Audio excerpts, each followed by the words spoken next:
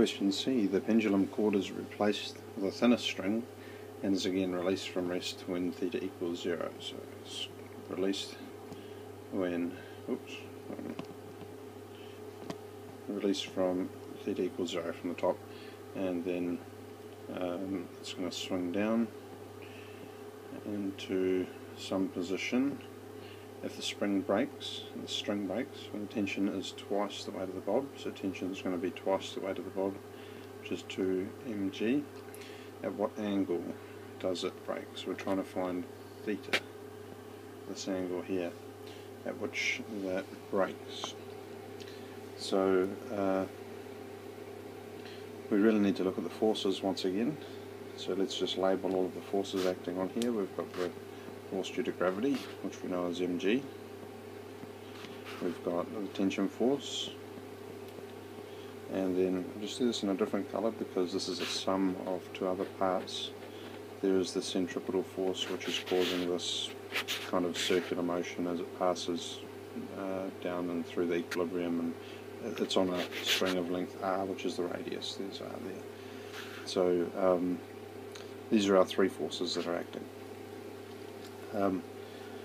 We want to form an equation with them all, and keeping them all in the same direction so that it makes sense, because you can't add vectors that are in opposite directions and provide a nice equation, which is what we need to find the angle. So what we do need is to bring Fg into this same direction as the other two. So we need an Fg in this direction. It won't be pointed in that direction, it will probably be a negative in that case, but what we can do to do that is shift our Fg vector over there, and we've got the angle, this angle here. This angle down the centre is theta because of co-interior angles with a line like that. So this component here is actually going to be Fg sine theta, or in the case of what we've got here, mg sine theta. Okay, so that's one part. We know that the tension force is going to be twice the mass of the bob, so that gives us that section. And we know that Fc, the centripetal force causing the motion, will be the sum of the two, although we have to remember that the force due to gravity on the pendulum bob is in the opposite direction, so it's going to be a minus. So this, if we add these two together, the tension force being positive, it'll be minus Fg, and we can write an equation for all of this. So we'll get the centripetal force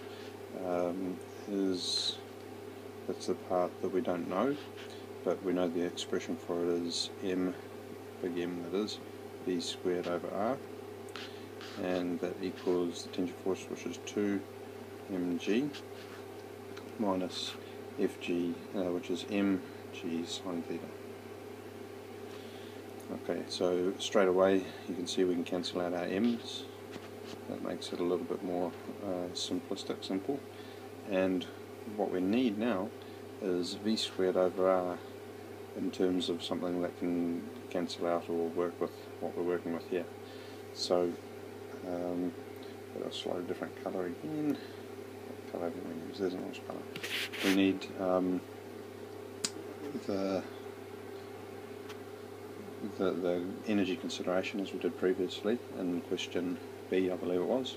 We've got the gravitational potential energy is mgh. In this case, h is going to be the radius. There's the radius there, which is the length of the string, r sine theta. Okay, so it's going to be mg r sine theta, and again that's a capital M, and that has to equal the kinetic energy at this point. So the kinetic energy at that point is half mv squared, big M v squared. So those two are equal, and we should be able to plug them in together to get an expression for v squared over r. So let's do that. R sine theta equals half mv squared what have I missed? That's just the height part, so it's not just r sine theta, it's mg sine theta. So the m's again are going to cancel, and then we'll rearrange to get r over v squared, which will leave us with, v squared over r, so we've got 2g sine theta equals v squared over r, and we can now substitute that into here, and another colour, so 2g sine theta equals 2g minus g sine theta.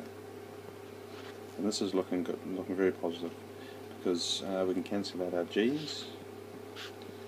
We've divided the whole lot by g to do that, and left with 2 sine theta equals 2 minus sine theta.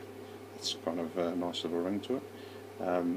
Easiest thing to do is to add sine theta to both sides, so we end up with 2 equals 3 sine theta,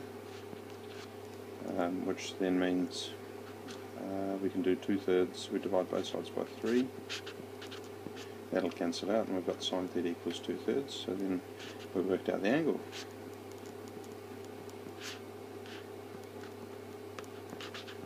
And that gives us, let's just have a quick, 41.8 degrees. That's really nice. So let's bring this down a little bit, and we'll just go through the process again really quickly. We've done that by forming an equation, this equation here, which makes use of all the forces acting radially, including the a proportion of the force due to gravity, which we've used as Fg sine theta. So that covers that part. We've got the tension force, which we were told, and centripetal force is mv squared over r. And then we've come up with an expression for v squared over r using the equating gravitational potential energy and the kinetic energy, and then we've pretty much just cancelled it all out and solved it for the angle at which the string breaks. Wonderful, very satisfying one.